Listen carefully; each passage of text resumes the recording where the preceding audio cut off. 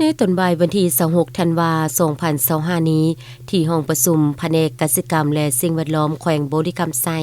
ทานไซนครอินทวงศ์รองรัฐมนตรีกระทรวงกสิกรรมและสิ่งแวดล้อมได้ลงเคลื่อนไหวพบปะอบรมสีนำพนักงานหลักแรงภายในแผนกกสิกรรมและสิ่งแวดล้อมแขวงบริคำไซ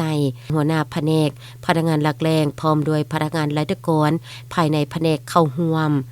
ในพิธีทานโพคำจันทสุขหัวหน้าแผนกยังได้รายงานสภาพการเคลื่อนไหวของแผนกกสิกรรมและสิ่งแวดล้อมแขวงบริคำไซในระยะผ่านมาภายหลังสำเร็จในการปรับปรุงยุบโฮมเข้ากันและประกาศเป็นแผนกกสิกรรมและสิ่งแวดล้อมก็ได้เอาใจใส่การสินำพาในการจัดตั้งปฏิบัติเวียกงานวิสาหเฉพาะสุ่มไส้สุกยุขบวนการผลิตเพื่อค้ำประกันเสบียงอาหารและผลิตเป็นสินค้าติดพันกับการคุ้มครองปกปักรักษาป่าไม้ยังมีผลสำเร็จอย่างต่างหน้าและมีผลสำเร็จหลายด้านพร้อมเดียวกันนั้นท่านยังได้เสนอท่านรองรัฐมนตรีโตกับเวียกงานบางด้านเพื่อจะได้ปรับปรุงแก้ไขให้ท่วงทันตามฤดูกาลเพื่อเนี่ยใส่สุกยูส่งเสริมเลยให้เวียกงานกสิกรรมภายในแขวงให้มีบาทกาวขยายตัวในต่อหน้าเติมอีกเป็นต้นแมนการสนองแรงทุนเข้าในการปรับปรุงส่วนรับประทานการปรับปรุงฝ่ายกักเก็บน้ำการนำใส่เข้าในการผลิตกสิกรรมของพ่อแม่ประชาชนการฝึกอบรมยกระดับความรู้ความสามารถของพนักงานหลักแรงที่รับผิดชอบเวียกงานที่เกี่ยวข้องตลอดฮอดการปรับปรุงแนวพันธุ์สัตว์เลี้ยงการสนองแนวพันธุ์พืชให้แก่ชาวเกษตรกรและอื่นๆทั้งนี้ก็เพื่อเน้นใส่ในกระบวนการผลิตกสิกรรมของพ่อแม่ประชาชนภายในแขวงบริคำไซมีบาทกาวขยายตัวและเป็นขบวนฟุดฟื้น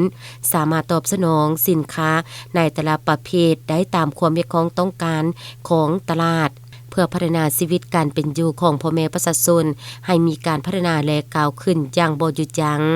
โอกาสดังกล่าวท่านรองรัฐมนตรียังได้กล่าวแสดงความย่องยอสมเสยมายังคณะพักพนักงานนำพาคุ้มครองในแต่ละขั้นที่ได้เอาใจใส่จะตั้งพันขยายปฏิบัติเวียกงานของตนจะมีผลสำเร็จตลอดระยะผ่านมาพร้อมเดียวกันนั้นท่านยังได้เน้นให้คณะพักคณะแผนกตะโฮมความสามัคคีเฮ็ดเวียกเป็นหมู่คณะสืบต่อสุขยูส่งเสริมการผลิตเป็นสินค้าที่เป็นท่าแห่งของแขวงติดพันกับการส่งเสริมการผลิตภายในหลุดพรการนำเข้าพร้อมทางกำหนดแผนจัดสรรดุลเดียงของสินค้าแต่ละประเภทสืบโตติดตามกวดกาคืนบรรดาโครงการเซาสัมปทานที่ดินของโครงการลงทุนทางภายในและต่างประเทศหลังจากนั้นในตอนแรงของวันเดียวกันท่านรองรัฐมนตรีกระทรวงกสิกรรมและสิ่งแวดล้อมได้ลงเบิ่งการผลิตกสิกรรมเป็นสินค้าของพ่อแม่ประชาชนเขตบ้านปักปึงเมืองปากสันโดยเฉพาะการผลิตข้าวนาแซงการเลี้ยงปลาดุกการปลูกพืชของพ่อแม่ประชาชนภายในขอบเขตบริเวณรอเรียบแคมน้ำของ